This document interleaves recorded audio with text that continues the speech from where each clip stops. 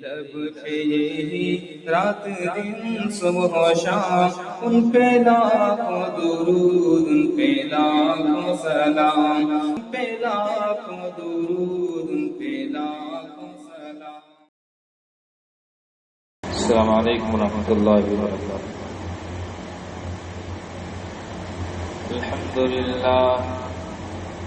الحمد لله وحده والصلاة والسلام على من لا نبي بعده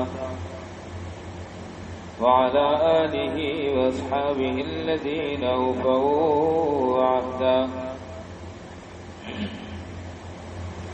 الذين هم مفاتيح الرحمة ومصابيح الغرر. أما بعد فأعوذ بالله من الشيطان الرجيم. بسم الله الرحمن الرحيم. وقضينا إلى بني إسرائيل في الكتاب لتفسدن في الأرض مرتين ولتعلن علوا كبيرا. فإذا جاء وعد أولاهما بعثنا عليكم عبادا لنا أولي بأس شديد فجاسوا خلال الديار وكان وعدا مفعولا. آمنت بالله صدق الله العلي العظيم. اللهم صل على سيدنا محمد وعلى آل سيدنا محمد وبارك وسلم. قابل احترام بزرگوں اور عزیز ساتھیوں، قرآن کریم کی یہ آیات سورہ بنی اسرائیل کی آیتیں ہیں اور 15ویں پارے کی پہلے رکوع کی آیتیں ہیں. اس میں بنی اسرائیل کا واقعہ ذکر کر کے اللہ رب العالمین رہتی دنیا تک کے انسانوں کو مکافات عمل کا ایک الہی قانون بتا رہے ہیں. ہم نے ان آیات کا انتخاب ایک خاص پس منظر میں کیا ہے. وہ پس منظر یہ ہے کہ 7ویں صدی ہجری میں تاتاری ایک فتنہ اٹھا اور وہ مور و ملک کی طرح چھا گیا تھا اور اس نے پورے عالم اسلام کو اپنی لپیٹ میں لے لیا تھا اور ایسا لگ رہا تھا کہ اب دنیا سے اسلام اور مسلمانوں کا بالکل صفایا ہو جائے گا اور کوئی کہیں کلمہ پڑھنے والا باقی نہیں رہے گا. یہ واقعہ پیش آیا تھا 7ویں صدی ہجری میں. ایک بہت بڑے فرما روا اور اپنے وقت کے نہ صرف مسلمانوں کے طاقتور حکمراں بلکہ اپنے عہد کے سب سے زیادہ طاقتور حکمراں کی ایک غلطی کی وجہ سے بظاہر ایک غلطی کی وجہ سے پیش آیا تھا. وہ واقعہ یہ ہوا تھا کہ سلطان وقت علاء الدین محمد خازم شاہ یہ ایک بادشاہ تھا اور ایک بادشاہ چنگیز خان تھا. دونوں کی اپنی بڑی سلطنت تھی، بڑی حکومت تھی اور وہ بڑے طاقتور مانے جاتے تھے. علاء الدین محمد خازم شاہ کے پاس چنگیز خان کی حکومت کا تاتاری تاجر آیا تھا. انہوں نے آپس میں یہ معاہدہ کیا تھا کہ ہم دونوں کی حکومتیں بڑی ہے، تم بھی بڑے بادشاہ ہو، ہم بھی بڑے بادشاہ ہیں. ہماری حکومت بھی وسیع تر ہے، آپ کی حکومت کا دائرہ بھی بہت بڑا لمبا چوڑا ہے، تو ہم ایسا کرتے ہیں تجارتی روابط قائم کرتے ہیں، اس سے ہمارے ملک کو مالی استحکام بھی حاصل ہوگا اور ہمارے تعلقات اور مراسم بھی مضبوط ہوں گے۔ اس کے لیے تجارتی لین دین اور آمد و رفت کا سلسلہ شروع ہوا، لیکن ایک مرتبہ چنگیز خان کی حکومت میں سے، ان کی رعایا میں سے چند تاجر پر اچانک خارزم شاہ کے چند لوگوں نے گرفتار کر کے ان میں سے چند لوگوں کو قتل کر دیا، یا ایک تاجر تاتاری کو قتل کر دیا۔ چنگیز خان کو یہ بات معلوم پڑی تو اس نے سبب دریافت کرنے کے لیے، تحقیق کرنے کے لیے کچھ سفیروں کو بھیجا اور ان میں ایک سفیر کو ان کا سردار بنایا۔ علاؤالدین محمد خارزم شاہ نے ان سفیروں کے سردار کو بھی قتل کر دیا۔ چنگیز خان کو جب یہ بات معلوم پڑی تو اس کے لیے یہ بات انتہائی غیرت کی تھی کہ مغلوں پر، منگلوں پر کوئی اس طرح کا ناجائز ظلم و ستم کرے اور اس کو ہم بغیر کسی مزاحمت کے قبول کر لیں اور اس پر چپکی سادھ لیں، تو اس کے لیے یہ بڑی بے ضمیری کی بات تھی، تکلیف دہ بات تھی، لیکن اس کے لیے فیصلہ کرنا بڑا مشکل ہو رہا تھا، تو پہاڑ پر چلا گیا اور بہت غور و خوض کے بعد اس نے پھر یہ طے کیا کہ ہمیں بہرحال بدلہ لینا چاہیے۔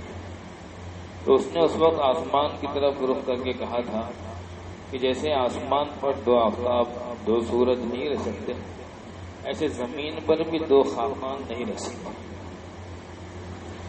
یہ واقعہ ہوا اور اس کے بعد انہوں نے جو کمر کسی تھی تو پورے عالم اسلام کو تہ و بالا کر کے رکھ دیا۔ حلب کی اور ملک شام کے بعض علاقوں کی اور بغداد کی ایک اینٹ سے اینٹ بجا کے رکھ دی۔ لیکن غور کرنے کی بات یہ ہے کہ اتنا بڑا جو واقعہ فتنہ تاتار کا پیش آیا، تو کیا یہ ایک فرد کا واقعہ تھا جس کی سزا پوری قوم کو ملی ہے؟ اللہ کی طرف سے کبھی ایسا نہیں ہوتا کہ ایک فرد کے واقعے کی سزا، جرم کی سزا پورے قوم کو اٹھانی پڑے، ایک شخص کی وجہ سے پوری قوم کو روز بد دیکھنا پڑے، ایسا نہیں ہوتا۔ اس کے لیے ہمیں اس زمانے کے حالات کا اور مزاج کا، ان کی طبیعتوں کا، ان کی اخلاقیات کا، ان کے انتظامی پہلوؤں کا جائزہ لینا چاہیے کہ کیا اسی وجہ سے ہوا تھا یا وجہ اور کچھ تھی۔ تو اس زمانے میں ایک تو بد اخلاقی بہت زیادہ پھیل گئی تھی، لوگوں کے اخلاق گر گئے تھے، اور جو بادشاہی سلسلے سے تعلق رکھتے تھے انہوں نے انتظامی اعتبار سے بالکل چشم پوشی سے اور اغماض سے کام لینا شروع کر دیا۔ آپس کی خانہ جنگی شروع ہو گئی تھی۔ سلطان صلاح الدین ایوبی رحمت اللہ علیہ، جن کے نام سے لوگوں کے دل سینوں میں دور سے کانپا کرتے تھے اور جنہوں نے صلیبی طاقتوں کو اتنے دور دھکیل دیا تھا کہ دوبارہ ان کا کھڑے ہونا ممکن نہیں تھا، وہ صلاح الدین ایوبی کی خاندان میں آپس میں ٹکرا گئی تھی۔ ایک بڑی طاقت جس کو وہ دے کر گئے تھے، اس طاقت کو، اس قوت کو انہوں نے آپس کی لڑائی میں اور آپس کی خانہ جنگی میں پوری طرح صرف کر دیا تھا۔ دوسری طرف اللہ کی طرف سے کچھ ایسا قحط پڑا تھا کہ لوگ آدمی کو بھون کر کھانے لگ گئے تھے۔ کہ تاریخ میں موجود ہے کہ آدمیوں نے آدمیوں کو کھایا، اور اس وقت قحط سالی کی وجہ سے جو دریا نیل ہے اس میں طغیانی بھی نہیں آئی تھی، اس سے پھر کھیت کی آبپاشی ہوتی تھی اور اس سے سیرابی کا کام لیا جاتا تھا۔ اس کی وجہ سے قحط سالی بڑھی اور اموات بکثرت واقع ہوئی، اور اتنی کثرت سے اموات واقع ہوئی کہ کفن دینا مشکل ہو گیا، لوگوں کے پاس کفن بھی نہیں رہا، حتیٰ کہ سلطان مصر الملک العادل نے اپنے ذاتی خرچے پر ایک مہینے میں 2,20,000 لوگوں کو کفن دیا، 2,20,000 لوگوں کو اپنے ذاتی خرچے سے کفن دیا۔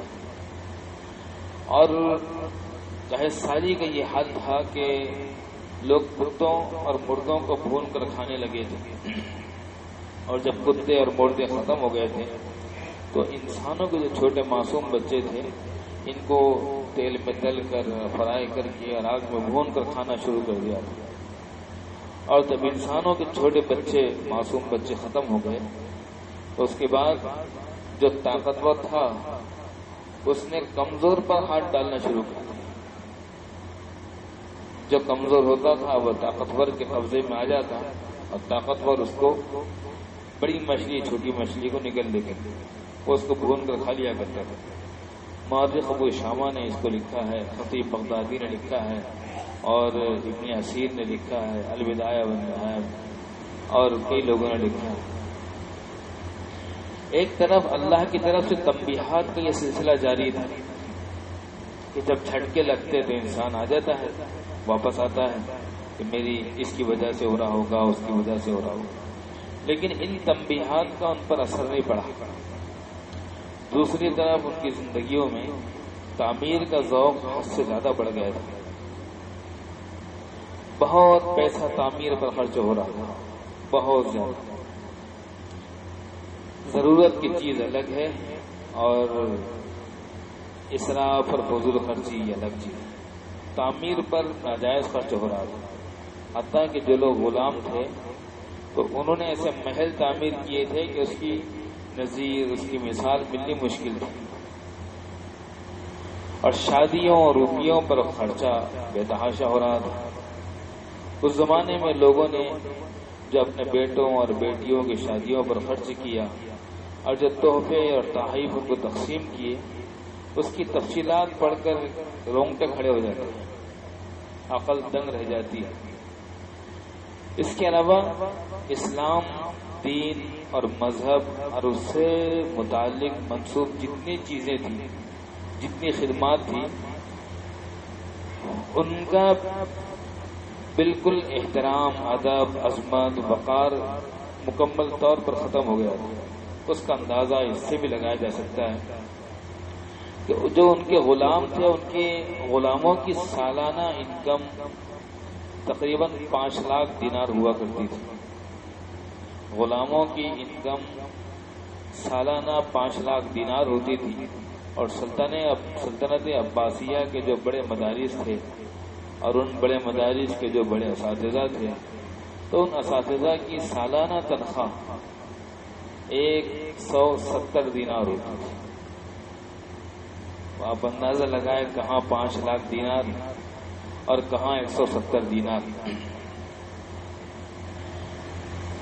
دین اور مذہب سے دوری اور بے توجہی کا یہ حال تھا کہ سن 640 میں جب بادشاہ عید کی نماز پڑھنے کے لیے نکلے تو استقبال ہوتا تھا، ایک جلوس نکلتا تھا، لوگ بھی نکلتے تھے، بچے بھی رہتے تھے، تو جلوس میں اتنا زیادہ اہتمام ہوا کرتا تھا کہ اس میں کافی وقت لگتا تھا۔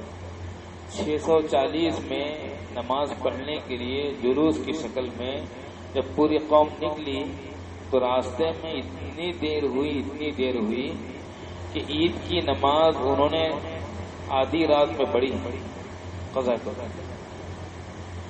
اور 644 ہجری میں عید الاضحیٰ کی نماز صبح پڑھنے کی بجائے جلوس میں وقت لگا تو مغرب کے وقت ادا کیا۔ اچانک کوئی واقعہ پیش نہیں آتا۔ المستنصر باللہ تھا، اس سے پہلے ناصر لدین اللہ تھا، اس کے بعد مستنصر باللہ تھا، اس کے بعد مستعصم باللہ تھا۔ مستعصم باللہ یہ آخری فرما روا ہے، اور ایسا بار بار ہوا تاریخ میں کہ آخری جو بادشاہ اور حکمراں رہا وہ اچھا رہا، نیک رہا، لیکن اس کی نیکی اور تقوی اور طہارت نے پچھلی غلطیوں کا کفارہ نہیں کیا، نہیں ہو سکا۔ اس کی وجہ تھی کہ لکڑی پر 10 وار پڑے تھے اور 10ویں وار میں اس کو ٹوٹنا تھا تو 9 وار طاقتور پڑ گئے تھے، 10ویں وار میں صرف ایک جھلی باقی رہ گئی تھی جو ٹوٹنا تھی۔ اس جھلی کو کوئی ٹوٹنے سے بچا نہیں سکتا تھا، اس جھلی کی بنیاد پر لکڑی کا تعلق آپس میں رہ نہیں سکتا تھا۔ مستعصم باللہ حافظ قرآن تھا، نماز باجماعت کو اپنے وقت پر پڑھنے کا بڑا عادی اور اہتمام کرنے والا تھا، لیکن اس سے پہلے جو غلطیاں ہو چکی تھیں اس کے تدارک کا وقت نکل چکا تھا۔ چنانچہ یہ فتنہ تاتار اٹھا اور یہ مور و ملک کی طرح چھا گیا۔ یہ جدھر جاتے تھے تو ادھر کا پورا پلڑا اور تختہ صاف کر دیا کرتے تھے۔ لوگوں نے کمائی کرنے کے لیے، شکار کھیلنے کے لیے نکلنا بند کر دیا تھا۔ انہوں نے سروں سے گنبد تعمیر کیے تھے، اتنے بڑے بڑے گنبد، سروں پر چبوترا بنا کر، چبوترے پر چبوترا بنا کر اتنا بڑا گنبد تعمیر کیا تھا کہ وہ گنبد دور سے دکھائی دیتے تھے۔ انسانی خون سے دجلہ کبھی لال ہوتا تھا اور کبھی کتابوں کی روشنائی کی وجہ سے کالا پڑتا تھا۔ بغداد میں جب داخل ہوئے تو 40 دن تک قتل و غارت گیری کا سلسلہ جاری رہا۔ 40 دن کے بعد جب فسادات اور قتل و غارت گیری رکی تو دنیا کا پر رونق ترین شہر پوری طرح اجڑ چکا تھا اور سناٹے مار رہا تھا، سنسان راستے پڑے تھے، چند آدمی اس کو چلتے پھرتے دکھائی دیتے تھے اور چاروں طرف لاشوں کے ڈھیر انبار لگے ہوئے تھے۔ جب بارش ہوئی تو صورتیں پہچان میں نہیں آتی تھی، وہ صورتیں بگڑ گئی اور بدبو پھیلی تو وہ بدبو ملک شام تک پہنچ گئی، اور پھر اس کی وجہ سے جو لوگ زندہ رہ گئے تھے بڑی تعداد میں اس بدبو سے مرے۔ یہاں قابل تعجب اور عبرت خیز بات یہ ہے کہ خوارزم شاہی حکومت پر تاتاریوں کا پہلا حملہ 616 ہجری میں ہوا تھا۔ پہلا حملہ 616 ہجری میں ہوا۔ 616 ہجری میں حملہ ہونے کے باوجود بھی 640 ہجری میں اور 644 ہجری میں یہ لوگ نمازیں قضا کر رہے تھے، اور وہ نماز قضا کر رہے تھے جو نماز سال میں 2 مرتبہ آتی ہے۔ جیسے ہمارے یہاں ہو رہا ہے، اس نماز میں صرف 3 صفحے رہتی ہیں جو نماز سال میں صرف 1 مہینہ آتی ہے۔ تراویح کی نماز جو سال میں صرف 1 مہینہ آتی ہے، وہ نماز میں پورے مہینے میں صرف 3 صفحے رہتی ہیں۔ یہ ہے جس کا عنوان بنایا تھا علیمیہ نے کسی زمانے میں، انی اراکم بخیر وانی اخاف علیکم عذاب یوم عظیم۔ میں تمہیں عجیب حالت میں دیکھ رہا ہوں، مجھے تمہاری اس حالت سے ڈر لگ رہا ہے۔ انی اخاف علیکم عذاب یوم عظیم، اس لیے کہ ایک غلطی سے بھی پکڑ نہیں آتی اور ایک کی غلطی سے بھی پکڑ نہیں آتی۔ فطرت افراد سے حماس کر بھی لیتی ہے اور ملت کے گناہوں کو نہیں کرتی معاف۔ 1-2 آدمی غلطی کر لے تو معاف کر دیا جاتا ہے، جب پوری قوم غلطی کرتی ہے اور مسلسل کرتی ہے تو پھر پکڑ کر لی جاتی ہے۔ بغداد میں داخل ہوئے تھے اور بغداد میں 1 مہینے سے زیادہ قتل و غارت گیری کے بعد ہلاکو خان نے پوچھا تھا، اچھا یہاں آپ کو لگ رہا ہوگا کہ یہ ہلاکو خان اور خوارزم شاہ علاؤالدین محمد خوارزم شاہ دونوں تو مسلمان لگ رہے ہیں، تو یہ تاتاری فتنہ یہ وہ کیا؟ نہیں، ہلاکو خان، یہ جو خان کا لقب ہے یہ حکمراں کے معنی میں ہے۔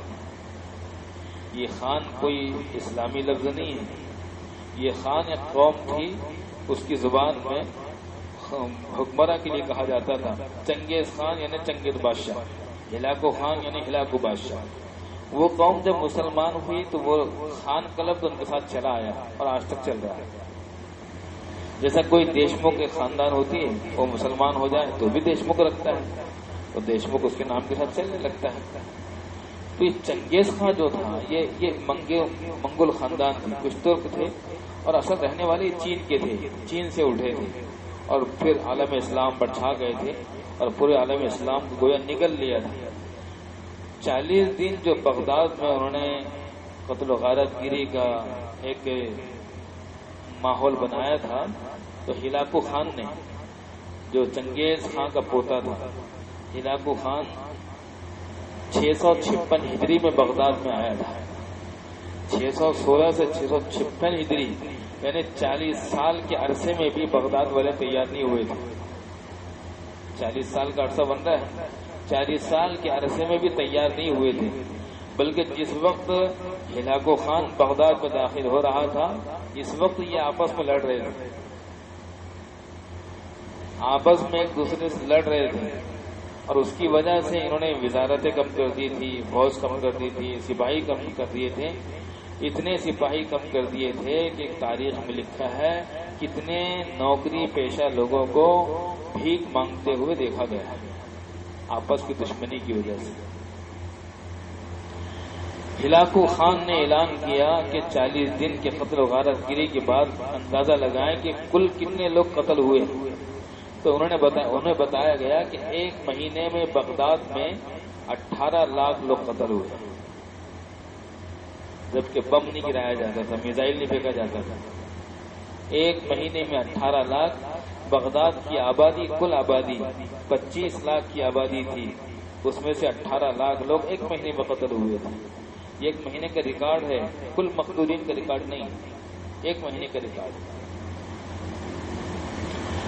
میرے بھائی، بتانا یہ ہے کہ اتنا سب کچھ ہوا، یہ اخلاق بگڑ گئے، دین اور دین کی منسوخ چیزوں سے، قرآن سے، نماز سے، مسجدوں سے بالکل بے عظمتی، بے ادبی پیدا ہو گئی، تب جا کر اس طرح کے حالات بنے۔ اب اگر ہم اندازہ لگائیں، آج دیکھیں تو بد اخلاقی کی وہ کون سی قسم ہے جو باقی رہ گئی ہے؟ ہمارے اسلاف کے واقعات میں آتا ہے کہ مفتی شفیع صاحب یا مولانا محمد میاں صاحب، کسی کا واقعہ ہے کہ وہ ایک گلی سے گزرتے تھے تو ایک جگہ سے چپل جوتے اتار لیا کرتے تھے اور آگے جا کر پہنتے تھے۔ تو کسی نے ان سے پوچھا تھا کہ آپ چپل جوتے یہاں کیوں اتار لیتے ہیں؟ تو کہا یہاں ایک طائفہ رہتی ہے، وہ جب جوان تھی تو اس کے پاس ہجوم رہتا تھا، اب بڑی عمر کی ہو گئی ہے تو کوئی اس کے پاس آتا نہیں ہے، تو میرے چپلوں کی آہٹ سے کہیں اس کو امید نہ ہو جائے، کوئی نہیں آئے گا تو امید ٹوٹ جائے گی، تکلیف ہوگی، اس لیے میری چپلوں کی آہٹ اس کو سنائی نہ دے، میں جوتے اتار لیتا ہوں، چپل اتار لیتا ہوں۔ مفتی شفیع صاحب نے انتقال سے پہلے اپنے بیٹے مفتی تقی عثمانی صاحب کو بلا کر کہا تھا کہ بیٹا میرا انتقال ہو جائے تو اعلان مت کرنا، جلدی دفن کر دیں۔ حالانکہ وہ پاک و ہند کے مفتی اعظم تھے، تو انہوں نے کہا تھا کہ بیٹا ساری زندگی میں نے اس پر عمل کیا ہے۔ انہوں نے کہا کہ اعلان کیوں نہیں ہے، اتنی جلدی کیوں؟ رمضان ہے، لوگ روزے سے ہیں، گرمی ہے، لوگوں کو میت میں آنے میں، شرکت کرنے میں تکلیف ہوگی، اور ساری زندگی میرا عمل یہ رہا کہ آشیانہ کسی شاخ پہ بار نہ بنے، تمام عمر اسی احتیاط میں گزری کہ آستاں کسی شاخ چمن پہ بار نہ ہو، کہ آشیاں کسی شاخ چمن پہ بار نہ ہو۔ جن کا طرہ امتیاز یہ تھا، جن کی تعلیم یہ تھی، اب ان کا حال یہ ہے کہ ان کے تاشوں سے ان کے اپنے لوگ پریشان ہیں، ان کے ڈی جے ساؤنڈ سے ان کے اپنے لوگ پریشان ہیں۔ اتنے ڈی جے ساؤنڈ میں چندہ دینے والے اس مسجد میں بیٹھے ہوئے ہیں، 2.5 لاکھ کا ایک ایک سندل نکلا ہے، اور جب وہ مسجدوں کے پاس سے گزرا تو ایک مرتبہ سکھ جی پیشاب کر رہے تھے قبلے کی طرف، سردار جی، تو مسلمان پٹھان صاحب نے کہا کہ او سردار جی وہ قبلہ ہے، ادھر پیشاب نہیں کرتے، تم کو نہیں معلوم؟ وہ ہٹ گئے، معافی مانگ لی۔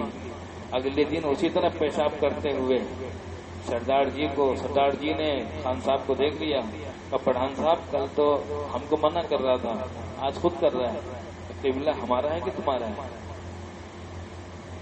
ہمارا ہے، ہم خود بھی کر سکتا ہے۔ مسجد کے پاس گنپتی کے ڈھول نہیں بجنا چاہیے، مسجد کے پاس نمازوں کے اوقات میں درگا کے ڈھول نہیں بجنا چاہیے، لیکن مسلمان بجا سکتے ہیں۔ حالانکہ ہندو بھائیوں کو نہیں معلوم کہ عشاء کا وقت کیا ہے، مغرب کا وقت کیا ہے، کون سی نماز کا وقت کیا ہے، لیکن خان صاحب کو تو معلوم ہے، پٹھان صاحب کو تو معلوم ہے۔ یہ پٹھان صاحب عشاء کے وقت میں یہ کویٹ والی مسجد کے پاس ایسے ڈی جے ساؤنڈ بجاتے ہیں کہ عشاء کی نماز یہ اس عاجز کو مائک میں پڑھانی پڑی اور مختصر پڑھانی پڑی۔ یہ لوگ گواہ ہیں کہ مائک کی آواز بھی کام نہیں کر رہی تھی۔ اب یہ تاشے اور یہ ڈی جے ہندوؤں کے محلے سے گزر رہے ہیں، اس میں ہندو بھائیوں میں ان کی عورتیں ہیں، ان کی بوڑھی عورتیں ہیں، ان کے بوڑھے والد ہیں، دادا ہے، بیمار ہیں، بچے ہیں، سو رہے ہیں۔ بس ہمارا سندل ہے، محرم ہے اور سندل ہے، اس میں یہ فرق ہے کہ محرم میں اوباش بچے، آوارہ بچے ناچتے ہیں، سندل شریف لوگ نکالتے ہیں، سندل نیک لوگ نکالتے ہیں، وہ نیک لوگ جن کو کہا جا سکے حضرت آپ تو امام تھے، آپ تو پیشوا تھے، آپ تو ذمہ دار تھے، آپ تو اچھی باتیں کرتے ہیں، آپ کا بھی سندل 2.5 لاکھ روپے کا، اور اس میں سے گانے، اس میں سے ناچنے والے لوگوں نے بتایا کہ پی کر ناچتے ہیں، لوگوں نے بتایا کہ جام چڑھا کے ناچتے ہیں یہ، اور بے ادبی کا حال عالمی طور پر دیکھا جائے تو حضرت خدیجہ الکبریٰ رضی اللہ عنہا مکہ مکرمہ میں جنت المعلا میں ہے، حضرت میمونہ مقام شریف میں ہے، اور 9 بیویاں جنت البقیع میں ہیں، لیکن کوئی نشان رکھ کر نہیں بتا سکتا کہ یہ حضرت عائشہ ہے، اور یہ حضرت رقیہ ہے، اور یہ حضرت زینب ہے، یہ سودا بنت زمعہ ہے، یہ زینب بنت جحش ہے، اور یہ حضرت فاطمہ ہے، حضرت عاتقہ ہے، یہ حضرت صفیہ ہے۔ کوئی ہاتھ رکھ کے نہیں بتا سکتا، اس لیے کہ دنیا میں سب کی قبریں تو متعین ہیں، ان کی قبریں متعین نہیں ہیں۔ کہا کیوں متعین نہیں ہے؟ اس کی حفاظت کیوں نہیں ہو سکی؟ اس کا اہتمام کیوں نہیں ہو سکا؟ کہ لوگ شرک کرتے ہیں، شرک کرتے ہیں، قبر پرستی کرتے ہیں، بدعت کرتے ہیں۔ لا حول ولا قوت الا باللہ العلی العظیم۔ یہ درد سر کا علاج، دوائے درد سر کا دینا ہے، درد سر کا علاج سر کا کاٹ دینا نہیں ہے، درد سر کا علاج سر کا دبانا ہے، بام لگانا ہے، گولی دینا ہے۔ سر کا درد ہو رہا ہے آپ کی گردن کاٹ دیتے ہیں، لوگ بدعت کر رہے ہیں تو قبر کا نشان مٹا دیتے ہیں، لوگ گمراہ ہو رہے ہیں تو چلیے قبروں کے ساتھ بے حرمتی کر لیتے ہیں۔ گمراہی کی وجہ سے بے حرمتی جائز نہیں ہے۔ اللہ کے رسول جنہوں نے زمانے کو تقدس دیا ہے ان کی بیویوں کے قبروں کے نشانات نہ رہے۔ ہمارا ملک ہے جس میں لوگوں نے اپنی بیویوں کی قبروں پر تاج محل بنا ڈالے، اپنی بیویوں کے قبروں پر تاج محل جہاں بنا ڈالے۔ ہم جانتے ہیں عشق قانون کا پابند ہوتا ہے، لیکن جب عشق کو ختم کر دیجیے گا تو قانون کا کیا کیجیے گا؟ جب شربت کو نالی میں بہا دیں گے تو سراہی کا کیا کریں گے؟ حضرت حمزہ رضی اللہ عنہ آپ کے چچا ہے جنہوں نے اپنے بھتیجے کے دین کی خاطر اپنا کلیجہ چبوا دیا، اپنے آنکھ ناک کان کٹوا کر ہار میں پہنا دیا۔ ان کی قبر کی نشاندہی نہ ہو سکے کہ کون سی قبر ہے، کہاں ہے۔ وجہ کیا ہے؟ وجہ یہ ہے کہ لوگ شرک کے مبتلا ہو جائیں گے۔ شرک اور عشق میں حکومت امتیاز نہیں کر سکی۔ افسوس کی بات یہ ہے کہ ہندا نے حضرت حمزہ کا کلیجہ چبایا تھا، اس قوم نے تو حضرت حمزہ کی قبر چبا ڈالی۔ عالمی طور پر دیکھا جائے، عالمی طور پر آپ بتائیے، جہاں کعبۃ اللہ ہے وہاں دوسرا کعبہ کون بنا سکتا ہے؟ جہاں گنبد خضرا ہوگا، اس گنبد خضرا کے سامنے کس کی قبر کی پوجا کی جا سکتی ہے، کس کی قبر کی عبادت کی جا سکتی ہے؟ ایک بہت بڑا ڈی مارٹ ہو، بہت بڑا شاپنگ مال ہو، اس کے بازو میں کوئی چھوٹی سی دکان لے کر بیٹھے گا، کوئی چھوٹی ٹپری لے کر بیٹھے گا؟ کوئی عقل مند آدمی اتنے بڑے ڈی مارٹ اور شاپنگ مال کو چھوڑ کر چھوٹی سی ٹپری میں دکان میں جائے گا؟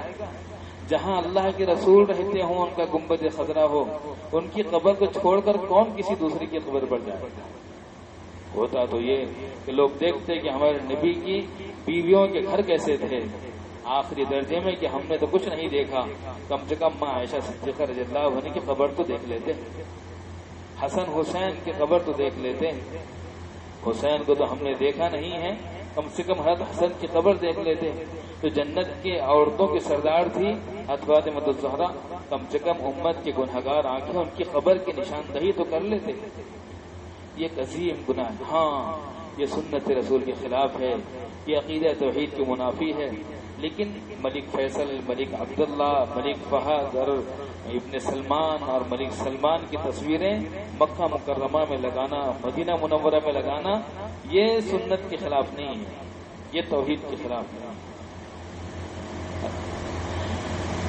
عیاض بن غنم مصر کے گورنر تھے، کسی نے بتایا حضرت عمر سے کہ باریک کپڑا پہنتے ہیں، حضرت عمر نے محمد بن مسلمہ کو بھیجا کہ جس حال میں ہو لے کر آؤ، وہ لائے گئے، باریک کپڑا تھا، حضرت عمر نے اتروایا، بالوں والا کپڑا لباس پہنایا، بکریوں کا ریوڑ بلایا اور کہا کہ لو تم کو انسانوں پر حکومت کرنے کا سلیقہ نہیں آتا، تم انسانوں پر حکومت کرنے کے لائق نہیں ہو، جاؤ بکریاں چرایا کرو۔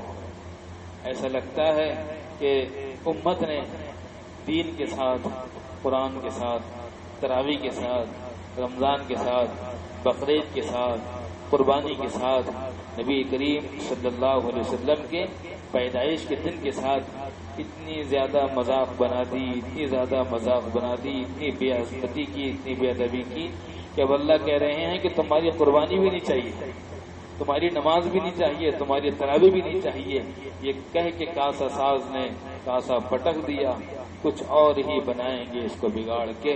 ہے یا یورش تاتار کے افسانے سے پاس پاں مل گئے کعبے کو صنم خانے سے۔